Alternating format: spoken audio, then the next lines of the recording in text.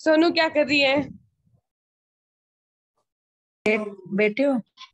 मजे कर रही हूँ, मजे। Nikita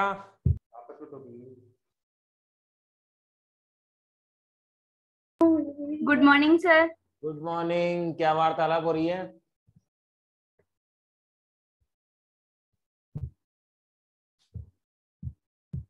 good morning, good morning. Aditi आवाज आ रही है बेटा? Good morning sir. Good morning, good morning. आवाज आ रही है क्या प्रॉपर? Yes sir. क्या बातें हो रही थी?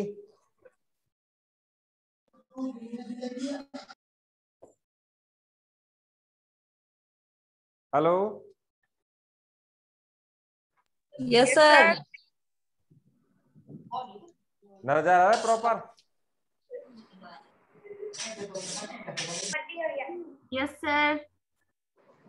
पढ़ भी रहे हो कि नहीं पढ़ रहे हो? पढ़ रहे हैं सर। बेटा रोज का काम रोज करना है, नहीं तो इतनी ज्यादा पेंडेंसी हो जाएगी, समझ में ही नहीं आएगा हो क्या गया है। समझ रहे हो ना मेरी बात? Yes sir. जो भी Yes, क्लास sir. हो रही है उसको डेली की डेली लर्न करना है। डेली की डेली मैं यहाँ फॉर्मेट में समझाता हूँ वैसे भी, है कि नहीं? तो आपको डेली की डेली वैसे के वैसे ही उसको समझना है। पहले तो लिखने पे जोर नहीं देना है, सिर्फ समझने पे जोर देना है। समझ में आ जाएगा तो अपन सब कुछ कर लेंगे, ठीक है? एक अपने किताब में, वैसे तो मैं आज किताब लेके आया हूँ, अपने किताब में जरूर मार्क करना है कि कौन सा टॉपिक हो गया और कौन सा रह गया, है कि नहीं?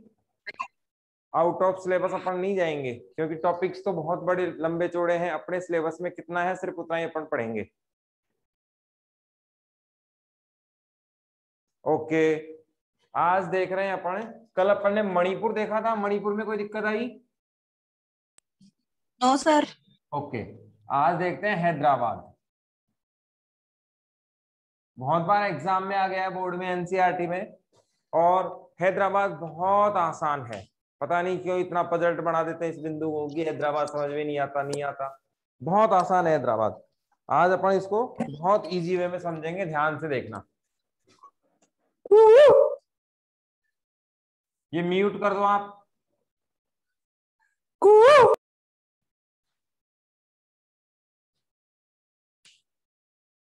किसकी आवाज आ रही है बेटा? ये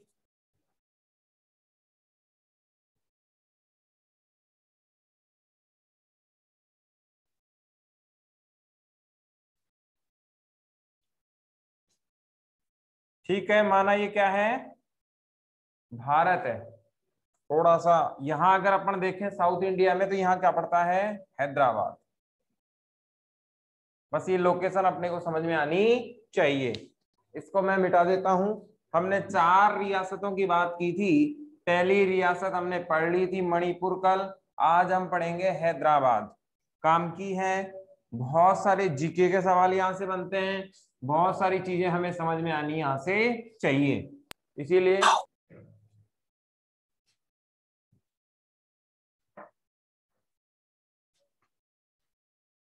जी सर।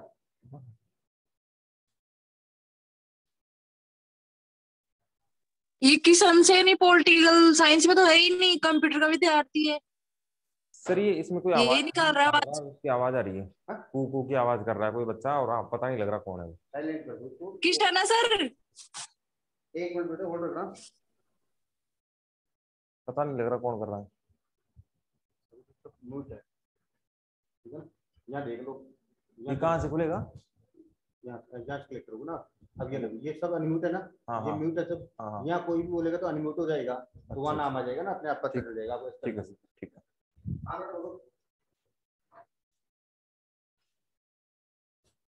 अब बेटा हम पढ़ रहे हैं आज हैदराबाद।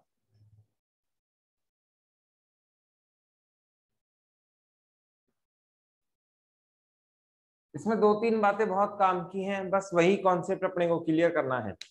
नंबर 1 बात, आपको याद होगा कल हमने विलय पत्र की बात की थी। किसकी बात की थी? विलय पत्र की बात की थी। और विलय पत्र में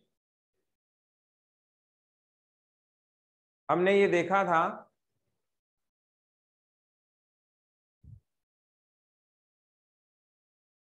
किरण यस सर। बेटा आप 12th क्लास के हो ना? हाँ तो फिर कंप्यूटर की बात कौन कर रहा था? कंप्यूटर की क्लास है, पॉलिटिकल साइंस की क्लास थी ये तो। सर, मैं तो कंप्यूटर में नहीं हूँ सर। सब पॉलिटिकल वाले ही है ना? हाँ ठीक है, यस सर। ठीक है। हैदराबाद के में हमने देखा था, देखो दो बातें हमने देखी थी कि एक तरफ कौन थी? भारत सरकार, और एक तरफ थे रजवाड़े। रजवाड़े हम पहचानते ही हैं, रजवाड़ों में कौन था? राजा आया करता था। ये बात हमारे से बहुत अच्छे से हो चुकी थी। इसे हमने क्या कहा था? इंस्ट्रूमेंट ऑफ एक्सटेंशन कहा था, विलय पत्र कहा था। ये बात हमें बहुत अच्छे से समझ में आ गई थी कि जो भी राजा भारत में आएगा या भारत में शामिल होगा वो किस पर साइन करेगा? विलय पत्र पर साइन करेगा और भारत में आ जाएगा। लेकिन हैदराबाद में क्या हुआ? हैदराबाद के राजा को कहा जाता था निजाम। ये आपको याद रखना है। हैदराबाद के राजा को क्या संज्ञा दी गई थी? निजाम की संज्ञा दी गई थी। अब यहां निजाम के साथ क्या क्या बातें थी वो भी आपको समझ में आनी चाहिए। निजाम में क्या है? इसके सैनिकों को, इसकी सेना को क्या कहा जाता था? रज्जाकार कहा जाता था। ये शब्द कई बार बोर्ड ने पूछा है। रज्जाकार क्या थे या रज्जाकार किसे कहा जाता है? तो हमें समझ में आना चाहिए कि रज्जाकार कौन थे? निजाम की सेना के सैनिकों को क्या कहा जाता था? रज्जाकार कहा जाता था। क्वेश्चन आए तो कंफ्यूज नहीं होना है। सिंपल क्वेश्चन वो आपसे पूछेगा रज्जाकार किसे कहा गया या क्या थे, तो आपका आंसर क्या होना चाहिए? हैदराबाद के निजाम की सेना, या सिंपल आंसर निजाम की सेना को क्या कहा जाता था? रज्जाकार कहा जाता था। तो हैदराबाद ने विलय पत्र पर साइन नहीं किए, कुल मिला के भारत में आने पर सहमति नहीं दी। अगर विलय पत्र पे साइन हो जाते तो बहुत आसानी से भारत में शामिल हो जाते, लेकिन ऐसा हुआ नहीं।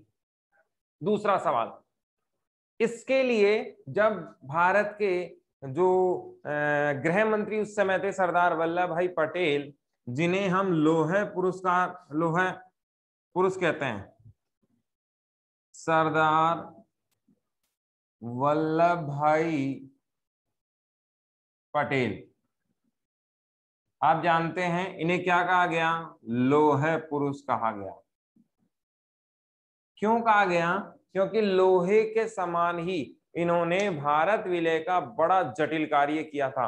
ये उपमा इनकी याद रखनी है कि लौह पुरुष किसे कहा गया? सरदार वल्लभ भाई पटेल जी को कहा गया। क्यों कहा गया? क्योंकि उन्होंने बेहद जटिल कार्य किया था जो भारत के एकीकरण का कार्य था। सरदार वल्लभ भाई पटेल जी ने ऐसी कोई संज्ञा दी, ऐसा कुछ कहा नेहरू जी को कि यदि हम हैदराबाद को छूट दे देंगे, हैदराबाद को एक फ्रीडम दे देंगे, तो ये भारत के लिए सबसे बड़ा नासूर बन जाएगा। इसीलिए किसी भी तरीके से हैदराबाद को हमारे अंदर शामिल होना ही होना चाहिए। और आप समझ भी सकते हो कि जैसे ये स्थिति है भारत की, तो हैदराबाद यहाँ पड़ता है। अब आप समझ सकते हो साउथ इंडिया पूरा ही हमसे डिस्कनेक्ट हो जाता। ऐसी स्थिति में हैदराबाद का भारत में विलय होना बेहद जरूरी हो चुका था। यहां तक की घटना समझ में आई। हैदराबाद के राजा का नाम क्या था? निजाम की उपमा दी गई, आपको इतना ही याद रखना है। इसकी सेना के सैनिकों को क्या कहा जाता था? रज्जाकार कहा जाता था। विलय पत्र पर इसने हस्ताक्षर नहीं किए, इसका मतलब भारत में शामिल नहीं हुआ। लौह पुरुष कौन थे? सरदार वल्लभ भाई पटेल, और इन्होंने भारत के एकीकरण का अभूतपूर्व कार्य किया। दूसरा सवाल, अब जब ये भारत में नहीं आ रहा है तो निजाम पर प्रेशर बनाया गया कि भाई देख, तेरे को तो कहीं नहीं जाने देंगे हम लोग, क्योंकि सीमाएं हमारी हैं, क्षेत्र हमारा है। आप जानते हो तीन तरफ तो इसके क्या है? समुद्र, चौथी तरफ भारत, तो इसके पास जाने का ऑप्शन भी नहीं था। ऐसे में निजाम ने 1 वर्ष का समझौता किया। कितने वर्ष का किया? 1 वर्ष का, 1 ईयर, सिंगल ईयर कॉन्ट्रैक्ट किया। किससे? भारत सरकार से किया। अब इस सिंगल ईयर में इस समस्या का समाधान निकालने के लिए बात कही गई कि भाई देखो, रज्जाकार निजाम मान नहीं रहा, सरकार मान नहीं रही, तो दोनों में बीच का रास्ता क्या निकला? कि 1 बरस के लिए हम क्या कर लेते हैं, एक समझौता कर लेते हैं, कॉन्ट्रैक्ट कर लेते हैं, और उस समझौते के अधीन या उसके बाद ऐसा कोई सॉर्ट आउट करेंगे, ऐसा कोई समस्या का समाधान निकालेंगे, दोनों बैठकर हो जाएगा। लेकिन 1 साल यथा स्थिति बनी रहेगी, इसमें कोई डिस्ट्रीब्यूशन नहीं होगा। यहां तक की घटना समझ में आनी चाहिए, बहुत सिंपल है। यहां तक तो शुरुआत ही हुई। एक तरफ कौन, निजाम कहाँ का है, हैदराबाद का, कहाँ नहीं आना चाह रहा, भारत में अपनी दादागिरी दिखा रहा है। इससे पहले एक बात और रह गई, वो आपको और ध्यान रखनी है। पूरे भारत में सबसे पैसे वाला अगर कोई दमदार व्यक्ति था, पावरफुल व्यक्ति था, जिसकी खुद की सेना थी, या यूं कहें संपन्न व्यक्ति था, तो वो कौन था, निजाम ही थे। और इन निजामों ने बड़ी रियासत के रूप में अपने आप को विकसित कर रखा था। पैसा इनके पास था, पावर इनके पास थी, सेना इनके पास थी, कुल मिला के अपना राज्य बनाने का सामान इनके पास था। लेकिन भारत विलय में ये बड़ा रोना बढ़कर उबड़े। ऐसे में इनका मिलना बहुत जरूरी हो गया था। अब निजाम के जो रज्जाकार थे, इनका रोल आना शुरू होता है।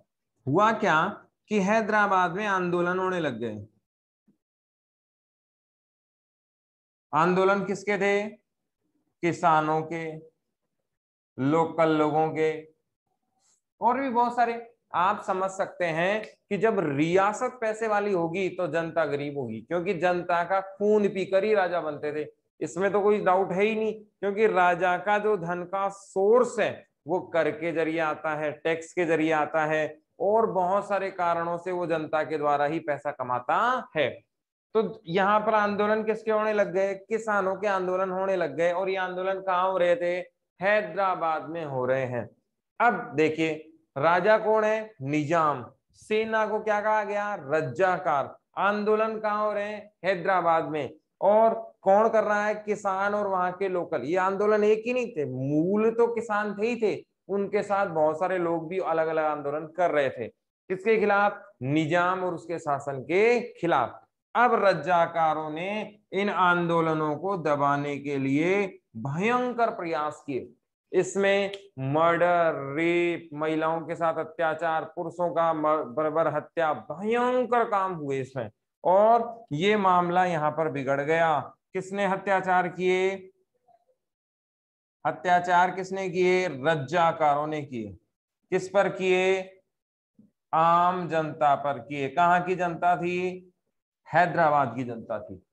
अब यहाँ पर तीसरा रोल आता है। तीसरा रोल किसका आता है, सरदार वल्लभ भाई पटेल साहब का आता है, क्योंकि सुरक्षा की और शांति की जिम्मेवारी उस समय किसके पास थी, सरदार वल्लभ भाई पटेल साहब की थी। इन्होंने समझाया निजाम को कि भाई देख, तू मान जा और भारत विलय का समर्थन कर दे। लेकिन निजाम को अपनी ताकत पर इतना घमंड था कि उन्होंने कहा, भारत सरकार हमारा कुछ नहीं कर सकती। यदि अगर भारत सरकार ने हम पर दादागिरी की तो हम कहाँ चले जाएंगे, पाकिस्तान के साथ चले जाएंगे। और ये सारा जो घटनाक्रम हो रहा था, या यूं कहें सारी जो घटनाक्रम निजाम के रज्जाकार कर रहे थे, ये कहीं ना कहीं किसके समर्थन से कर रहे थे, पाकिस्तान के समर्थन से कर रहे थे।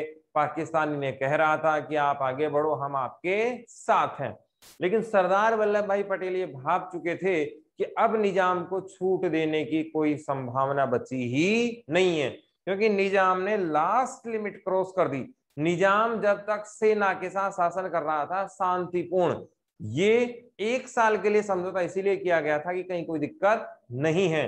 लेकिन जैसे ही निजाम के सैनिकों ने अत्याचार करना शुरू किया, जनता त्राही त्राही करने लगी, तो सरदार वल्लभ भाई पटेल ने कठोर निर्णय लिया और सेना भेज दी। सेना किसकी जाएगी, भारत की। किसके खिलाफ जाएगी, हैदराबाद निजाम के खिलाफ। और आप जानते हो, भारतीय सेना जाती है तो फिर जय ही जय है, विजयी विजय है। कौन सा निजाम इनके सामने टिकने वाला था।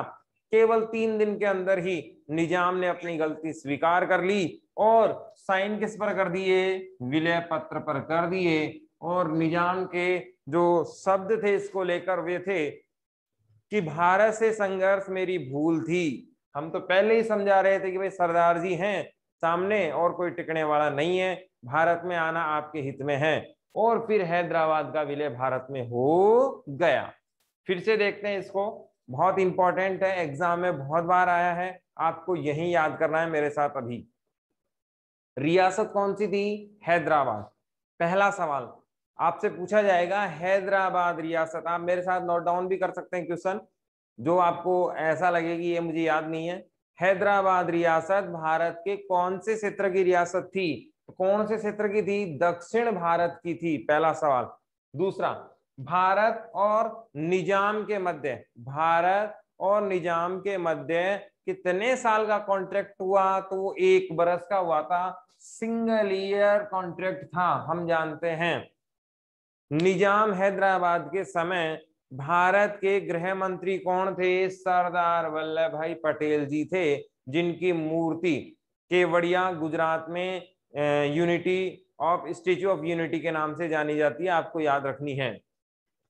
वल्लभ भाई पटेल साहब, ये भी पूछा गया है, लौह पुरुष किसे कहा गया? सरदार वल्लभ भाई पटेल साहब को कहा गया। निजाम कौन था? हैदराबाद का शासक था, ये भी सवाल पूछा गया है। रजाकार किसे कहा गया या रजाकार कौन थे? निजाम के सैनिकों को क्या कहा जाता था? रजाकार कहा जाता था। इसके बाद निजाम ने भारत विलय का क्या किया? विरोध किया, इसलिए भारत सरकार ने एडजस्टमेंट के लिए 1 बरस का कॉन्ट्रैक्ट कर लिया। इसके बाद अगर हम आगे देखें, 1 बरस के अंदर ही मामला हो गया गड़बड़, और इन्होंने क्या किया? रजाकारों ने आंदोलनों को दबाना क्या कर दिया? शुरू कर दिया। ये हिंसा युक्त संघर्ष रहा, और इस संघर्ष में हालात बिगड़ते ही चले गए। इतने हालात बिगड़े कि भारत की सरकार को सेना भेजने पर मजबूर होना पड़ा, और हैदराबाद के निजाम के खिलाफ सैनिक कार्रवाई करनी पड़ी। और ये सैनिक कार्रवाई इतनी ज्यादा भारी रही कि निजाम का खात्मा हो गया और हैदराबाद का विलय हो चुका था। बड़ा सवाल क्या आएगा? हैदराबाद रियासत को भारत में विलय, हैदराबाद रियासत का भारत में विलय को स्पष्ट कीजिए। ये बड़ा सवाल आपका तैयार है। छोटे सवाल मोटे मोटे 2-3 बने। रजाकार कौन थे? सरदार वल्लभ भाई पटेल कौन है? हैदराबाद रियासत कौन सी, कहाँ की रियासत है? दक्षिणी भारत की। और सबसे बड़ा सवाल कि कितने साल का कॉन्ट्रैक्ट हुआ था? तो 1 साल का कॉन्ट्रैक्ट हुआ था। कोई सवाल पूछना हो तो भाई बताओ। साहिल, मनोहर, इस टॉपिक से कोई भी सवाल आपके समझ में नहीं आ रहा हो, 4 नंबर का 5 नंबर का एक क्वेश्चन आएगा आपके, और ये कंप्लीट हो चुका है। यहां से कोई सवाल पूछना हो तो बताओ।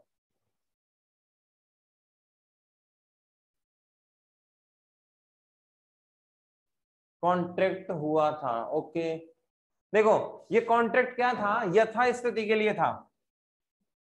ये कॉन्ट्रैक्ट क्या था? यथास्थिति के लिए, यथास्थिति। अब ये यथास्थिति क्या होती है? देखो 2 भाइयों में झगड़ा हो रहा है, जैसे मान लो ये ए है और ये बी है, दोनों के बीच में किसी जमीन को लेकर झगड़ा था। जमीन ये वाली है इतनी बड़ी, अब यहाँ से बीच में एक लाइन बना दी गई, भाई ये वाली ए वाले की है, ये वाली बी वाले की है, लेकिन ये पता नहीं लग रहा कि एग्जैक्ट लाइन कहाँ है। झगड़े ऐसे ही होते हैं जमीन के। तो कोर्ट ने कहा कि भाई अगले आदेश तक जो जहां है वो वहीं रुकेगा, है कि नहीं? ऐसे समझो इसको, ये एक जमीन है, ठीक है, और इसके 2 हिस्से कर रखे हैं, एक ए के पास है और एक बी के पास है। ए वाला कह रहा है भाई मेरी जमीन यहां तक है, बी वाला कह रहा है भाई मेरी जमीन यहां तक है। झगड़े का कारण ये इतनी बड़ी जमीन है, हम समझ ही रहे हैं। कोर्ट ने कहा कि यथा स्थिति बनी रहे, भाई ऐसी की ऐसी स्थिति बनी रहे जब तक मेरा आदेश नहीं आएगा, और जब मैं आदेश दूंगा उसके बाद मामला सब सेट हो जाएगा। मैं तय करूंगा कि ये बीच वाली लाइन इधर जाएगी या इधर जाएगी। इसलिए जब तक मैं नहीं कहूं यथा स्थिति बनी रहेगी, यानी कि निजाम ना भारत में आएगा और ना भारत सरकार उस पर प्रेशर डालेगी। 1 बरस तक का ये टाइम दिया गया था। और बताओ इससे संबंधित कोई क्वेश्चन, कोई चीज समझ में नहीं आ रही हो? आगे बढ़े।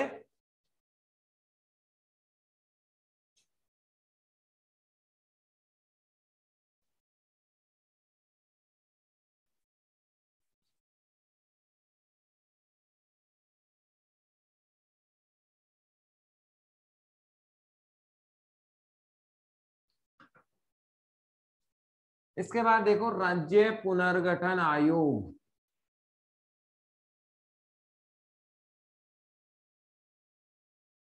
राज्य पुनर्गठन आयोग। आप बड़ा क्वेश्चन हेडिंग बना लीजिए, वैसे तो मैं ओबीटी में डाल ही दूंगा इसको, ये भी बोर्ड ने पूछा हुआ सवाल है। अभी शुरू के जो 3-4 चैप्टर हैं इसका हर बिंदु कभी ना कभी बोर्ड ने एनसीईआरटी ने पूछा है, इसीलिए अपने को ये जरूर ध्यान रखना है। ये आज अगर समझ में नहीं आए तो आप जब अपने ही आप से पढ़ोगे तो ये समझ में आने वाले नहीं है। यहाँ अगर कोई चीज समझ में नहीं आ रही हो तो आप मुझे व्हाट्सएप के जरिए पूछ सकते हैं। अपने कॉन्सेप्ट क्लियर होने चाहिए। देखो आरबीएससी और एनसीईआरटी में अंतर क्या है। आरबीएससी चीजों को फैक्चुअल देती है, फैक्ट्स देती है बहुत ज्यादा, जबकि एनसीईआरटी क्या देती है, कॉन्सेप्ट देती है, आपको चीज समझाने पर जोर देती है। और एनसीईआरटी का वादा है, दावा है कि करके सीखना, बच्चे को चीज समझ में आनी चाहिए। आपने देखा होगा किताब के पीछे आपको एक सवाल मिलेगा, आप देखना शायद 6वां या 7वां सवाल होगा, यानी कि सेकंड पेज पे फर्स्ट सवाल आएगा, इधर ही आप देखना कौन से नंबर का है। उस सवाल को क्या पूछा गया है, उस सवाल में जवाहरलाल नेहरू जो भारत के पहले प्रधानमंत्री जी थे, उनके द्वारा जो धर्मनिरपेक्षता का जो निर्णय लिया गया था, कि निर्णय तो ये था कि हिंदू और मुसलमान अलग अलग 2 देश बनाएंगे। हिंदू कहाँ रहेंगे, हिंदुस्तान में रहेंगे, पाकिस्तान में मुसलमान रहेंगे। लेकिन निर्णय क्या लिया गया कि भारत में सभी लोग रहेंगे, निरपेक्ष बनाएंगे, हम धर्म निरपेक्ष बनाएंगे, हम किसी धर्म विशेष के लिए नहीं जाएंगे। क्या नेहरू जी का ये फैसला दिखावा था या वास्तव में नेहरू जी ने इस बात पर जोर देकर देश की परिस्थितियों के अनुसार या देश के भविष्य के लिए अच्छा डिसीजन लिया? अब ये किताब में कहीं नहीं दे रखा। अब ये क्या देना है आपको आंसर, कि पूरा सारांश आपको देखना है, कब से कब तक का, 1947 से लेकर आप पूरी किताब पढ़ेंगे मनमोहन सिंह जी तक की, क्योंकि ये 2014-15 तक ही थी, तो आपको वहां तक का डेटा पूरा कलेक्ट करना और फिर आंसर देना है।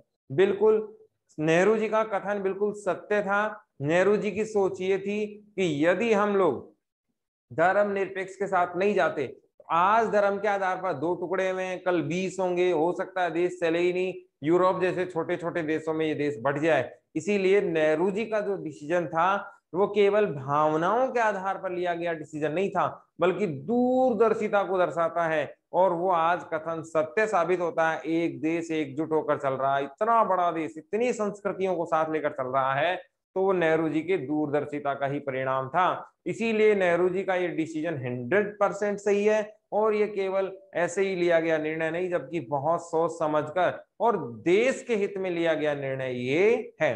तो इस सवाल का आंसर इस तरीके से आएगा। इसमें और भी आपको नीचे जब आएंगे, कल जब अपना चैप्टर खत्म हो जाएगा, तो मैं क्वेश्चन आंसर भी आपको बताऊंगा कि इसमें और राजस्थान बोर्ड में क्वेश्चन आंसरों में क्या अंतर है। इसमें आपको सोचने पर भी मजबूर करती है ये किताब, इसके क्वेश्चंस, कि आपने क्या समझा, इसका सार क्या है, और उस सार के आधार पर भी आपसे सवाल, ये क्वेश्चन पुटअप आपसे करेगा। राज्य पुनर्गठन आयोग, देखो जी ये क्या है। इसमें क्या हुआ, 1920 में कांग्रेस का नागपुर अधिवेशन हुआ। कांग्रेस का कौन सा अधिवेशन हुआ, नागपुर अधिवेशन होता है। अब इसमें तो कंफ्यूजन है ही नहीं। 28 दिसंबर 1885 को कौन बनी थी, राष्ट्रीय कांग्रेस, भारतीय राष्ट्रीय कांग्रेस बनी थी, ये हम सब जानते हैं। 1920 को इसका अधिवेशन था। कौन सा अधिवेशन था, नागपुर अधिवेशन। इस अधिवेशन में क्या कहा गया, हम भारत का जो विभाजन होगा, राज्य जो बनेंगे, उसका आधार क्या रखेंगे, भाषा रखेंगे। ये बात आपको याद रखनी है। यानी कि कांग्रेस के 1920 वाले अधिवेशन में ये बात इन्होंने स्वीकार कर ली कि अगला जो अधिवेशन हमारा आएगा, कौन, जब भारत आजाद होगा। इस अधिवेशन में क्या कहा गया 1920 वाले में, कि जब भारत आजाद होगा, भारत क्या होगा, आजाद होगा, उस समय हम सबसे पहला कार्य क्या करेंगे, राज्य पुनर्गठन का करेंगे। और राज्य पुनर्गठन का मतलब होता है राज्य का सीमांकन दोबारा से करना। क्या कहलाता है, राज्य पुनर्गठन कहलाता है। और ये किसके आधार पर होगा, भाषा के आधार पर होगा। ये शर्त आपको याद रखनी है। अब क्वेश्चन मेरे साथ साथ आप देखते जाओ कौन सा है। पहला, कांग्रेस का नागपुर अधिवेशन कब हुआ? आपके सिलेबस में केवल एकमात्र अधिवेशन यही है। कौन सा? नागपुर वाला। जो हिस्ट्री वाले स्टूडेंट्स हैं उनको तो पूरे पढ़ने ही होंगे आपके हिस्ट्री में, बाकी पॉलिटिकल वालों को कांग्रेस का एकमात्र अधिवेशन पढ़ना है। वो कौन सा है? 1920 का नागपुर अधिवेशन। तो आपको ये बात याद रखनी है कि कांग्रेस का 1920 में कौन सा अधिवेशन और कहाँ हुआ? तो नागपुर अधिवेशन था, और ये 1920 में हुआ था। इसमें क्या बात मान ली गई कि राज्य देश जब आजाद होगा तो हम क्या कर देंगे? राज्यों का पुनर्गठन कर देंगे, और उसका आधार क्या मान लिया गया? भाषा आधार मान ली गई। अब इसके बाद क्या हुआ कि अब आप समझ सकते हैं कि भाषा के आधार पर राज्य बांटना इतना आसान काम नहीं था। देश के लिए भी इतना काम आसान नहीं था। जो देश आजाद होता है कब? 1947 15 अगस्त को। अगर ये सवाल किसी का गलत हो जाए तो फिर उसको पॉलिटिकल साइंस छोड़ देनी ही चाहिए, क्योंकि जिस बच्चे को ये भी नहीं पता, बोर्ड ने पूछा हुआ है पाकिस्तान के स्थापना दिवस। आप पुराने पेपर जब देखेंगे, हम क्लास में डिस्कस करेंगे, तो बोर्ड ने ये पूछा था पाकिस्तान का स्थापना दिवस कब है, और आपको ये बहुत अच्छे से याद होना ही चाहिए कि 14 अगस्त को तो पाकिस्तान का स्थापना दिवस था, और 15 अगस्त को किसका स्थापना दिवस था? भारत का स्थापना दिवस था। जब आजाद हुआ तो आप समझते थे कि भारत की आर्थिक स्थिति बहुत ज्यादा दयनीय थी। हालात क्या थी? बहुत ज्यादा खराब। अब ऐसी स्थिति में आप एक एग्जाम्पल देखें, घर में स्कूल फीस के लिए पैसा और खाने के लिए पैसा एक ही है। जैसे मान लीजिए आपके घर में 1000 रुपए है, आपके पास दो ऑप्शन, पहला तो स्कूल का फीस और फिर खाना, फूड। तो आप किसे चुनेंगे? पहले फूड को चुनेंगे। किसको चुनेंगे? फूड को। फिर दूसरा एग्जाम्पल देखें, फिर आपके पास 1000 रुपए हैं, आपको क्या लाने हैं? कपड़े लाने हैं, और क्या देनी है? स्कूल की फीस। तो आप क्या चुनेंगे? स्कूल की फीस को चुनेंगे। तो ये कहलाता है वरीयता का सिद्धांत, कि आप पहला काम कौन सा करने वाले हैं। ये आपको पहले का चुनने का काम होता है, कि जो आवश्यकता आपको अभी है उसको पहले चुनना होता है। तो जैसे ही भारत आजाद होता है, भारत की स्थिति आप जानते ही हैं। पहले क्या था? सोने की चिड़िया थी। सोना तो अंग्रेज ले गए, गरीब चिड़िया बेचारी भारत बच ही गया था।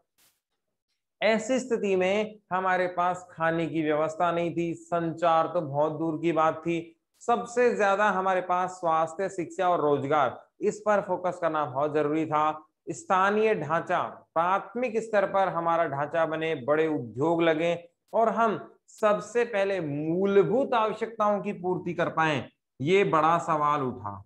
क्या उठा? मूलभूत आवश्यकता पूरी कर पाए। ये बड़ा सवाल हमारे सामने आ खड़ा हुआ। कब? 1947 में। अब आप देख रहे होंगे कि आपने वादा क्या किया था 1920 में? क्या बना देंगे? राज्य बना देंगे। किस आधार पर बना देंगे भाई? भाषा के आधार पर बना देंगे। पंजाब वालों को पंजाबी राज्य, साउथ वालों को साउथ ईस्ट के राज्य दे देंगे, उड़ीसा को उड़ीसा का राज्य दे देंगे, मद्रास को तेलुगु बना देंगे। तेलुगु भाषा है वहां, अभी चर्चा भी करेंगे। मुझे नहीं आती है भाई, आप कहो कि तेलुगु भाषा बोल के दिखाओ, मुझे नहीं आती तेलुगु, है ना? तेलुगु भाषा। तो ये क्या था? लोकल भाषा जो वहां बोली जाती थी, उसके लिए राज्य बनाने की मांग उठने लगी कि भाई हम अलग अलग राज्य में रहेंगे, क्योंकि भाषा अलग है, संस्कृति अलग है, सभ्यता अलग है। 1920 में वादा किया, 1947 में परिस्थितियां बदल गई, वादा भूल गए, और ध्यान किधर आ गया? आर्थिक दयनीय स्थिति को सुधारने पर। हाँ जी, कोई कुछ पूछ रहा है? अब यहां पर क्या होता है कि आर्थिक स्थिति की तरफ गए तो मद्रास में जो तात्कालिक आंध्र प्रदेश और तमिलनाडु दोनों मिलकर था उस समय, ये याद रखना, उस समय का मद्रास आंध्र प्रदेश और तमिलनाडु दोनों को मिलाकर था। यहां पर आंदोलन होने लगे, आंध्र आंदोलन। बोर्ड में आया हुआ सवाल है, आंध्र आंदोलन। आपसे पूछा जाएगा आंध्र आंदोलन क्या थे, तो आंध्र प्रदेश को लेकर नया राज्य बनाने के लिए आंध्र प्रदेश के नाम से नया राज्य बनाने के लिए जो क्या हुए, आंदोलन हुए, उनको क्या कहा गया, आंध्र आंदोलन कहा गया। और ये कौन सी भाषा पे आधारित थे, तेलुगु भाषा पर आधारित आंदोलन थे। अब आपको दो बातें समझ में आ गई कि एक तो ये आंदोलन हुए कहाँ, मद्रास में, उस जमाने के मद्रास में। कौन से टाइम में, 47 के टाइम में, ये मद्रास वाले की बात कर रहा हूं। इसमें दो प्रांत है आज की, कौन कौन सी हैं, दो राज्य हैं, एक तो तमिलनाडु है और एक आंध्र प्रदेश है। अभी तो तेलंगाना और आ गया। आंध्र आंदोलन कौन से कहलाए, जो आंध्र प्रदेश के नाम पर नया राज्य बनाने की मांग कर रहे थे, उनको क्या कहा गया, आंध्र आंदोलन कहा गया। और ये कौन सी भाषा पे आधारित थे भाई, तेलुगु भाषा पर आधारित थे, ये आपको याद रखना है।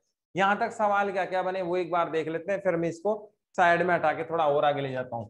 कांग्रेस का अधिवेशन 1920 में कहा हुआ, नागपुर में हुआ। राज्य पुनर्गठन आयोग का आधार क्या माना गया, भाषा। ध्यान रखना, आधार दो ही आए हैं अपने पास। देश का विभाजन किस आधार पर हुआ था, धर्म के आधार पर। क्वेश्चन आता है, परेशान करेगा। राज्य पुनर्गठन का आधार क्या था, भाषा। ये दोनों सवाल बहुत काम के हैं, याद रखना है। पूछेगा, राज्य पुनर्गठन आयोग के प्रारंभिक समय में आधार क्या माना गया, भाषा माना गया। फिर ये तो हो ही गया, स्थिति खराब हुई, इसमें से भी सवाल नहीं है। मद्रास में कौन से आंदोलन हुए, आंध्र आंदोलन, ये भी पूछा जाता है। आंध्र आंदोलन क्या था, तो नया प्रदेश कौन सा, आंध्र प्रदेश बनाने की बात कही गई। भाषा कौन सी थी, तेलुगु, इसे आंध्र आंदोलन कहे गए। अब आंदोलन का अपने यहाँ सुनने वाला कौन है, कोई नहीं सुनता है कि नहीं है। आंदोलन कर करके इंसान मरी जाए तब कोई जाके मामला बैठता है। यहां भी यही हुआ। यहां क्या हुआ, एक लीडर थे जिनका नाम था पोट्टी श्री रामल्लू, ये इनका नाम था। एक लीडर कौन हुए हैं, पोट्टी श्री रामल्लू हैं। इन्होंने 56 दिन का अनशन किया, यानी कि भूखे रहे। ओब्वियसली कि उस जमाने में गांधी जी के अनुयायियों की भरमार थी, गांधी जी बहुत थे और गांधी जी के अनुसरण करने वाले भी बहुत सारे लोग थे। गांधी जी के जो सेवक थे, गांधी जी के जो शिष्य थे। मैं थोड़ा सा स्पीड से कर देता हूँ, 3 मिनट में लॉग आउट हो जाएगी क्लास। पोट्टी श्री रामल्लू 56 दिन अनशन रहे, तो आप जानते ही हो क्या होगा, स्वर्गवास हो गया। जैसे ही स्वर्गवास हुआ तो पूरे देश, पूरे क्षेत्र में आक्रोश फैल गया। आप जानते ही हो, नेता अगर चला जाए तो वो दुगनी तेजी से बढ़ने लगा। स्थिति ऐसी हुई कि यहाँ पर सेना को क्या चलानी पड़ी, गोली चलानी पड़ी, तो मामला और पलट हो गया। फिर नेहरू जी प्रकट हुए, तात्कालिक प्रधानमंत्री जी, तो और वहां उन्होंने कहा कि भाई हम घोषणा करते हैं 1952 दिसंबर में कि नया राज्य क्या बना देंगे, आपको आंध्र प्रदेश बना देंगे। ये वादा हम करते हैं। कब वादा कर दिया, दिसंबर 1952 में। और 1953 में पहला भाषा आधारित राज्य बना, जिसका नाम क्या था, आंध्र प्रदेश था। बस यही खत्म कहानी। ये लो, बहुत सिंपल है कि नहीं है। अब यहाँ पर आपको ये भी याद रखना है, हैदराबाद बोर्ड में बहुत बार आया है, आता ही रहेगा। और राज्य पुनर्गठन आयोग भी बहुत बार आया है, आपको ध्यान रखना है। जैसे ही उधर कहानी आई, आंध्र आंदोलन आने लगे, उनके लीडर कौन बन गए भाई, पोट्टी श्री रामल्लू आ गए। 56 दिन कहाँ बैठे, अनशन बन बैठे। आप जानते हो 56 दिन में तो क्या होने वाला है इंसान का, तो इनका स्वर्गवास हो गया। स्वर्गवास होने पर आक्रोश फैला, आक्रोश फैला तो सेना आई आएगी। तो सेना और जो आक्रोश वाले जो लोग थे उनके बीच में झड़प हुई, सेना को गोलियां चलानी पड़ी, कुछ लोग मर गए। ऐसी स्थिति में नेहरू जी को इंटरफेयर करना पड़ा, क्योंकि अशांति का मामला है, देश के प्रधानमंत्री हैं। और दिसंबर 1952 में घोषणा कर दी कि भाई आपका आंदोलन अब समाप्त कर दीजिए, और हम क्या बनाने वाले हैं, नया राज्य बनाने वाले हैं, जिसका नाम क्या होगा, आंध्र प्रदेश होगा, जिसकी भाषा क्या होगी, तेलुगु होगी। इसलिए सवाल बनता है कि आंध्र प्रदेश पहला राज्य जो भाषा आधारित नए स्वतंत्र भारत में बनाया गया, पहला राज्य जो स्वतंत्र भारत में भाषा आधारित बनाया गया, कौन सा था, आंध्र प्रदेश राज्य था। बताओ भाई, कोई सवाल समझ में नहीं आ रहा हो, कोई यहां से कुछ पूछना हो? दीपक, मीणा, निकिता, ललिता, कोई बात समझ में नहीं आ रही है बेटा, बताओ।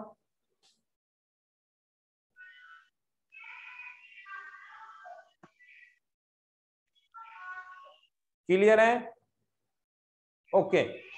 आज आपको क्या करना है, अपने बुक के फर्स्ट चैप्टर में टॉपिक्स देखने हैं। मेरे हिसाब से तो लगभग कंप्लीट है, कोई टॉपिक छूटा नहीं है। आप जरूर एक बार टिक करके देखेंगे कि कौन सी चीज हमने नहीं पढ़ी है, या फिर अपन कल क्या करेंगे, नेक्स्ट टॉपिक करेंगे। इसमें एक छोटा सा बिंदु बचा है, महात्मा गांधी की शहादत, उसको